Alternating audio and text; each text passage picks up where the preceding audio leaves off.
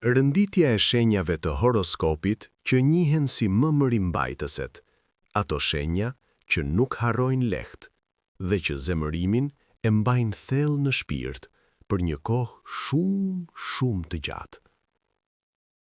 Vendi i tretë, gaforja. Gaforja i përjeton të gjitha me një intensitet të lartë emocional.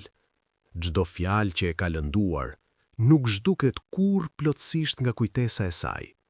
Ajo mund të falë në dukje, por brenda vetes mban gjithmonë një copë dhimbjeje që rikthehet her pas here.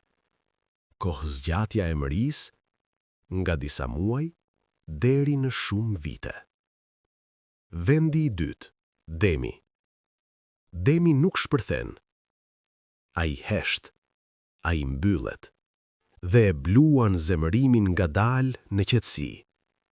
Ai nuk harron, ndërton mure rreth vetes dhe nuk i rrëzon lehtë, sepse për demin plagët e vjetra nuk shërohen me fjalë. Kohëzgjatja e mërisë, nga disa vite deri në dekada. Para se të zbulojmë vendin e parë, ju lutem ndiqni horoskopin interesant. Vendi i parë, Akrepi. Fituesi absolut i kësaj renditjeje. Akrepi mban një mëri që nuk vdes kurrë. Nëse lëndimi është i thellë, intensiv dhe prek shpirtin, ai nuk harrohet kurrë. Akrepi mund të hesht, mund të buzëqesh, por brenda tij kujtesa është e gjallë dhe e saktë.